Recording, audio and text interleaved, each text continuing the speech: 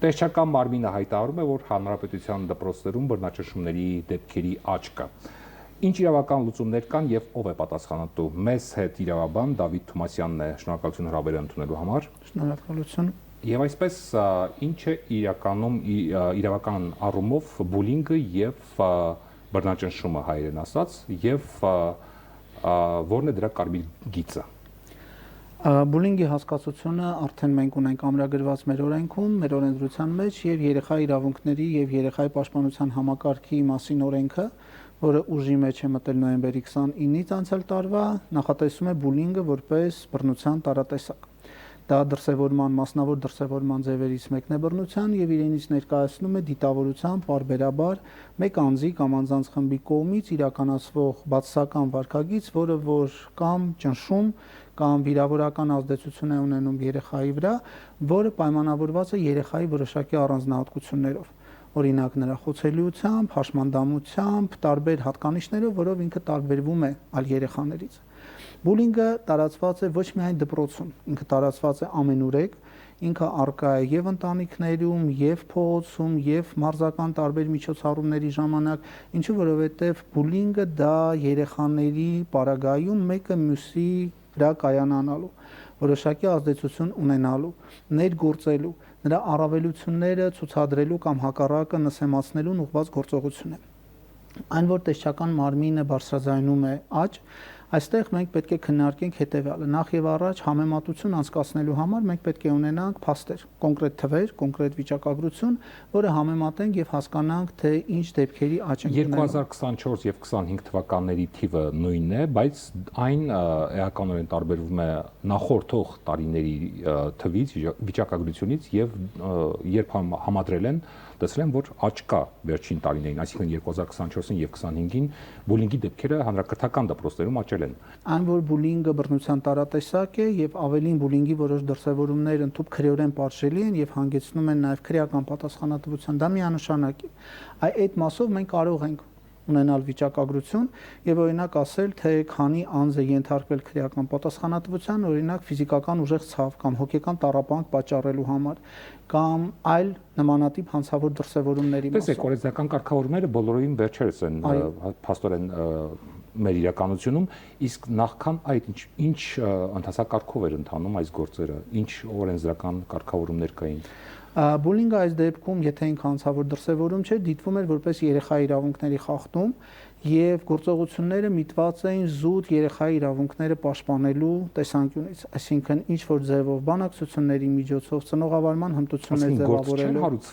Շատ դեպքերում ոչ։ Շատ դեպքերում հիմա էլ չի հարուցվում, որովհետև ինքը իր մեջ չի պարունակում որևիցե բուլինգի դրսևորում։ Իսկ ինչու որոշեցին, որ վերջին տարիներին, այսինքն 2025-ին որոշեցին, որ պետք է օրենսդրական կարգավորում լինի։ Նախագիծը ավելի շուտ էր մշակվել, բայց տարբեր պատճառներից ելնելով ձգձգվում էր մոտ 2-3 տարի այդ նախագիծը մշակվել էր, առկա էր, բայց քանի որ կային տեխնիկական խնդիրներ, նոր անցյալ տարի հանգուցալուծում ունեցանք։ Թե վերջին տարիների դեպքերի աճով է միգուցե դա պայմանավորված։ Միգուցե նաև դրանով մենք ունենք եւ դեպքերի աճ եւ նաև բարձրաձայնման խնդիր։ Եթե նախկինում այդ բուլինգի դեպքերի շրջանակներում անձինք լռում էին, փորձում էին չբարձրաձայնել դրա մասին, հիմա հակառակը անձինք բարձրաձայնում են։ Ավելին շատ հաճախ մենք տեսնում ենք ոչ թե ինքնին բուլինգը կամ բուլինգի դրսևորումը, այլ մենք տեսնում ենք բուլինգի հետևանքները։ Երբեմն այն երեխան, որը ենթարկվում է բուլինգի, երբ որ նրա համբերության բաժակն է լցվում, ինքն է սկսում կատարել որոշակի պաշտպանական գործողություններ, հարձակվելով իր համադասարանցիների կամ այլ անձանց վրա, ովքեր որ իր նկատմամբ իրականացնում են նման գործողություններ։ Եվ երբ որ դա արդեն բերում է ինչ որ մի տեսաձայնագրման, որը հետագայում հանրայնացվում է կամ բերում է հանցավոր դրսևորումների ընդհանուր միջև տարբեր աստիճանի մարմնական վնասվածքներ պատճառելու, նոր արդեն սկսում է դեպքը բարձրաձայնվել, վարույթ է նախաձեռնվում եւ դրա շրջանակներում սկսում ենք իմանալ, թե որտեղից է գալիս այդ խնդրեմը։ Կրթական հաստատության պատասխանատվությունը որտեղ է սկսվում եւ որտեղ է ավարտվում եւ որտեղ ավարտվում է նրանց պատասխանատվության պահը, որտեղ է սկսվում իրավական արդեն պատասխանատվության սկիզբը։ Ցանկացած իրավիճակում երեխայի իրավունքների համար մեկ պատասխանատուն դա ծնողն է։ Եվ երբ որ ծնողն է իմանում, որ երեխայի հետ կապված կա խնդիր, ինքը պետք է միջամտի, պաշտպանի եւ օգնի։ Երկրորդը նոր արդեն գալիս է դպրոցը եւ մանկավարժական կոլեկտիվը եւ եթե դեպքը տեղի ունենում դպրոցի ներսում, այդ իրավիճակում այդ կոլեկտիվը դառնում է համար 1 պատասխանատու, որովհետև երբ որ երեխան եւ ուսուցիչները բոլորը, ոչ միայն ուսուցիչները, այլ նաեւ հոգեբանները, սոցիալական մանկավարժները, այսինքն ամբողջ անձնակազմը, որ աշխատում է երեխայի հետ, որովհետև կարող է երեխան աշակերտը չվստահի ուսուցչին, բայց վստահի հոգեբանին դպրոցի եւ նրան պատմի եղելության մասին։ Եվ ճիշտ արձագանքը, ճիշտ ուղղորդումը, ճիշտ մոտեցումները կարող են բերել հետագա գործողությունների կանխման, որովհետև բուլինգը միանգամից չի ի հայտ գալիս, ինքը ի հայտ է գալիս կուտակողական տարբերակով, այսինքն ձնակույտի էֆեկտով, երբ որ սկզբից լինում է ընդամենը մի թարս հայացք, մի խոսք, այնուհետև այդ խոսքը դառնում է ծաղրի առարկա, դրանից հետո արդեն այդ ծաղրը սկսում է տարածվել այլ անձանց վրա,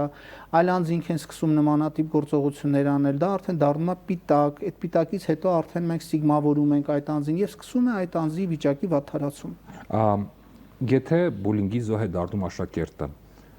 ինչ իրավունքներ ունի նա եւ նրա ծնողը եւ ում պետք է դիմեն, ինչ հերթականությամբ։ Նայեք, կախված է նրանից, թե կոնկրետ բուլինգի որ դրսևորման է ենթարկվել։ Եթե այնտեղ մենք ունենք խոսքային բուլինգ եւ անձին վիրավորել են, իրականացրել են նրա նկատմամբ այնպիսի գործողություններ, որ իր պատիվն ու արժանապատվությունն են նվաստեցրել, այստեղ ունենք քաղաքացիական իրավական պաշտպանություն։ Այսինքն ծնողը պետք է համապատասխան հայցով դիմի դատարան այդ երեխայի իրավունքները վերականգնելու համար։ Իսկ եթե մենք արդեն ունենք այնպիսի դրսևորում, որը իր մեջ պարունակում է որևիցե ֆիզիկական, այո, ազդեցություն, ներգործություն եւ այլն, պաշտպանությունը լինում է քրեա իրավական։ Տվյալ դեպքում ոստիկանություն, քննչական մարմիններ, դատարան եւ այդ շղթայում։ Սա կախված է նրանից, թե ով է իրականացնում, որովհետև եթե իրականացնողները նորից աշակերտներ են եւ նրանց տարիքը 14 տարեկանից ցածր է, քրեա իրավական պաշտպանության մեթոդները չեն աշխատում, որտեղ Հայաստանի Հանրապետությունում պատասխանատվության ենթարկում են 16 տարեկանից, որոշ դեպքերում 14։ Եվ սա արդեն մնում է զուտ այդ սոցիալական, հոգեբանական կարգավորումների շրջանակներում լուծելու համար։ Եթե բռնաճնշումը բուլինգը տեղի է ունենում դպրոցից դուրս, այս դեպքում ինչ իրավական կամ սոցցանցում է տեղի ունեցել մեսենջերով, իրավական ինչ կարգավորումներ կան այդ դեպքում։ Նայեք, շատ հաճախ օրինակ դպրոցում ասում են, որ եթե դպրոցի պատերից դուրս է տեղի ունենում, դպրոցը որևիցե կապ չունի։ Այդպիսի բան գոյություն չունի, որովհետև շատ դեպքերում բուլինգի արմատները գալիս են դպրոցից։ Այսինքն առաջին պատասխանատուն դպրոցն է։ Այո, եւ եթե օրինակ աշակերտները իրար հետ ունեցել են վիճաբանություն դասի ժամանակ, որը հետագայում շարունակվել է դպրոցի պատերից դուրս, դասաժամից հետո ինչ որ նման վարքագիծ դրսևորելով, նշանակում է, որ ժամանակին չկանխելով, ժամանակին չազդելով այդ աշակերտների վրա մենք ունեցանք նման հետևանք։ Ավելին ասեմ, երբեմն դա նաև բացաբար է անդրադառնում ուսուցիչների վրա,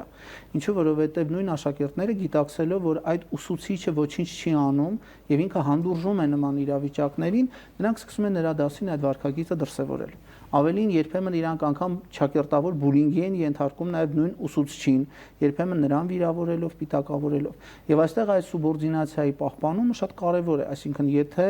անձը տեսնում է, որ կա նման իրավիճակ, ինքը պետք է արձագանքի եւ արձագանքը պետք է լինի իրավաչափ եւ ողջամիտ։ Հաջորդ քայլը, որը որ պետք է իրականացնել, դա արդեն պատկան մարմիններին տեղեկացնելն է եւ ծնողների հետ աշխատանք տանելը։ Երբեք չի կարելի առանձին այդ երեխաների հետ աշխատել առանց ներգրավելու ծնողների։ Ինչու որովհետև եթե երեխայի հետ կատարվում է աշխատանք, բայց ընտանիքում նրան հակառակն են սովորացնում եւ ասում են լավ ես արել, ճիշտ ես արել, որ պետքա թույլին ծաղրել, ձեռ առնել եւ այլն, նշանակում է մենք ունենալու ենք շատ վատ բացասական հետևանք։ Իսկ զոհի դեպքում նույն ձևով զոհի պարագայում, այսինքն մենք պետք է այդ երեխայի հոգեվիճակի մասին մտածենք, որովհետև եթե ինքը սկսի ընկալել իր կարգավիճակը որպես ընդունելի կարգավիճակ, իր վարքագիծը հետագա կյանքում բերելու է շատ լուրջ խնդիրների։ Հոգեբանի աշխատանքը պետք է լինի նաև ընտանիքի հետ, որպեսզի նույն ընտանիքը չխղճա այդ երեխային, ոչ թե ասեն դե լավ ոչինչ մի դեպք ա եղել, ել չի լինելու, այլ պետք է նաև ընտանիքին աջակցել եւ երբեմն նրանց հետ պետք է անցկացնել ծնողավարման դասընթացներ, որ իրանք հասկանան ոնց օգնել երեխային այդ իրավիճակում։ Հայաստանում զարգացած է այդ ինստիտուտը։ Ծնողավարման դասընթացները ցավոք սրտի այդքան էլ զարգացած չեն, բայց կան։ Եվ ավելին ասեմ, եթե մարդիկ հետաքրքրվում են, առցանց տարբերակով կարող են մասնակցել նման դասընթացների եւ ստանալ որոշակի նվազագույն գիտելիքներ։ Բայց այստեղ կա արդեն անձի գաղտնիության իրավունքի խախտման խնդիր, միգուցեւ ծնողը չի ցանկանում, որ ոմանք հարևանները միգուցեւ կամ դպրոցում իմանան իրենց պատմությունը կամ թե իրենց պատմությունը, թե երեխայի պատմությունը։ Այս հարցը ինչպես է կարգավորվում իմանալու։ Հոգեբանական ծառայությունների դեպքում գաղտնիությունը միանշանակ պահպանվում է եւ ոչ մի հոգեբան դա չի բարձրացնում։ Դա արդյունավետ։ Դա արդեն կախված է նրանից, թե ում է անձը դիմում եւ ինչ մասնագետի հետ է շփվում։ Ցավոք սրտի մենք ունենում ենք դեպքեր, երբ որ դիմելուց հետո ավելի շատ են վնասում այդ անձանց, քան օգնում են։ Դրա համար պետք է իմանալ ում հետ խոսալ, ինչի մասին խոսալ եւ ինչպես։ Նայեք, դուք շատ ճիշտ օրինակ բերեցիք կիբերբուլինգի մասին, որովհետեւ ցավոք սրտի մեր մոտ այդ երևույթը նաև տեղափոխվել է համացանց եւ շատ դեպքերում վայբերյան խմբում կամ չգիտեմ WhatsApp-յան խմբում նույն համադասարանցիները միմյանց նկատմամբ իրականացնում են այդ կիբերբուլինգի դրսևորումներ, բայց կարելի է նաև այդ համացանցը օգտագործել որոշակի դրական նպատակներով։ Կան բազմաթիվ խմբեր, որտեղ իրականացվում է թե հոգեբանների, թե իրավաբանների կողմից խորհրդատվություն տարբեր ընթացակարգերի վերաբերյալ եւ անձինք անոնիմ տարբերակով թողում են այնտեղ իրենց խնդիրը, որոնց ի պատասխան արդեն ստանում են տեղեկություններ։ Իհարկե դա շատ ինքնակարգավորվող է, ցանկալի չէ վատ մասնագետի դեպքում, բայց սա ցավոք սրտի նա է ինչ ունենք։ Ավելին օրենքը չնայած ընդունվել է անցյալ տարի, բայց ինքը նախատեսում է ենթաօրենսդրական ակտերի ընդունումը 2 տարվա կտրվածքով եւ մասնավորապես բուլինգի առնչությամբ մենք ունենալու ենք ուղղորդման կարգ եւ նաեւ աջակցության նոր մեխանիզմներ։ Ձեր պրակտիկայում եղել են դեպքեր, երբ բուլինգը հանգեցրել ծանր հետևանքների եւ նման գործերը դատարանում ինչպես են զարգանում։ Ինչ ընթացք են ստանում։ Եղել են դեպքեր, որի պարագայում բուլինգը հանգեցրել է անգամ հանցագործությունների իրականացման, ընդհանուր առողջությանը ծանր մարմնական վնասվածքներ պատճառելու եւ այլն, երբ որ այդ անձի նկատմամբ բռնաճնշումները հասել էին այն աստիճանի, որ ինքը չդիմանալով այդ հոգեվիճակին, աֆեկտիվ վիճակում կատարում էր հանցագործություն։ Եվ հակառակը եղել են այն իրավիճակներ, երբ որ այդ ճնշումները այնքան հաճախ էին կիրառվում այդ անձի հետ, որ ինքը ընդունել էր իր կարգավիճակը եւ վերջում դա ավարտվեց իր նկատմամբ սեռական հանցագործություն կատարելով։ Այսինքն այդ բոլոր իրավիճակներում ցավոք սրտի, եթե ժամանակին մենք չունենանք միջամտություն, դա բերելու է շատ լուրջ հետևանքների, ընդհանուր միջև ծանր կամ առանձնապես ծանր հանցագործությունների կատարման։ Եվ սա երկու ստեկ պետք է քննարկենք, այսինքն մենք այստեղ պետք է փրկենք ոչ միայն ինքնին բուլինգի ենթարկվողին, այլ նաեւ բուլինգի ենթարկողին, որովհետեւ եթե ինքը չի ստանում պատշաճ արձագանք, նրան զսպման մեխանիզմներ մենք չենք տրամադրում, ինքը սկսում է իրենց գալ անպարժելի եւ շարունակում է իր այդ վարքագիծը ընդհանուր միջև հանցավոր դրսևորում։ Մենք հիմնականում խոսում էինք դպրոցում տեղի ունեցող բռնաճնշման մասին, բայց կարող ենք բանակում օրինակ միջանձնային հարաբերությունները համարել բուլինգ։ Դա կոչվում է բուլինգ, թե այլ ձևակերպում կա։ Բուլինգի ձևակերպումը մեր ազգային օրենսդրությամբ վերաբերում է միայն երեխաներին, բայց միջազգային պրակտիկայում բուլինգը կիրառելի է ոչ միայն երեխաների, այլ նաև երիտասարդների նկատմամբ, առավել եւս բանակային պայմաններում դա միանշանակ կիրառելի է։ Եվ բուլինգը դա կարելի է դիտել որպես վերահսկողություն իրականացնելու նպատակով տարբեր չափահաս անձանց միջև գործողություն նույնպես։ Եվ բանակում դա շատ ակնհայտ կարող է երևալ։ Առավել եւս եթե այդ մարդիկ ունեն տարբերվող հատկանիշներ, որը որ հիմք է հանդիսանում նրա նկատմամբ այդ ճնշումը կիրառելու համար։ Եթե դպրոցը գիտի բռնաճնշման մասին, բայց լռում է, իրավական սա անգործություն կարող ենք համարել եւ արդյոք պատասխանատվություն ենթադրում է։ Նախկինում ոչ, քանի որ մենք չունեինք որևիցե կարգավորում, բայց նույն այդ հիշատակված օրենքով ինքը նախատեսել է հատուկ ընթացակարգ, որ երեխայի բռնության հետ կապված բոլոր դեպքերի առնչությամբ անհրաժեշտություն է լինելու դիմել ոստիկանությանը։ Եվ քանի որ բուլինգը բռնության մասնավոր դրսևորում է, տրամաբանական է, որ այդ բուլինգի դեպքերով նույնպես պետք է ներգրաված լինեն ոստիկանության ծառայողները պատշաճ ընթացք իրականացնելու համար։ Քանի որ նույն ուսուցիչները չեն կարող գնահատել այդ բուլինգը ինքը հանցավոր է թե ոչ, հանգեցնելու է հետագա ինչ-որ քրեական պատասխանատվության կամ հաշվառման հիմք հանդիսանալու է թե չէ, իրենք ուղղորդելու են այդ մարմիններին եւ այդ մարմինները իրենց գործառույթը կատարեն։ Եթե մեզ հենց հիմա լսում է բուլինգի զոհ դարձած երեխայի ծնող, գիրեք կարևոր քայլերը, որոնք պետք է անել անհրաժեշտ, որոնք Եթե դա տեղի ունենում դպրոցում, խոսալ ուսուցչի հետ, այդ անձի ծնողների հետ, ովքեր որ իրականացնում են այդ բուլինգը եւ համապատասխան լուծում չգտնելու դեպքում դիմել ոստիկանություն կամ դիմել խնամակալության հոգաբարձության մարմիններին, կախված թե ինչ է տեղի ունեցել։ Հաջորդ խնդիրը, եթե արկա է անգործություն նույն դպրոցների կամ այլ պետական մարմինների կողմից, դիմել մարդու իրավունքների պաշտպանին, որովհետև երեխաների իրավունքների պաշտպանության հետ կապված բավականին լուրջ գործառույթ ունի նաև մարդու իրավունքների պաշտպանը։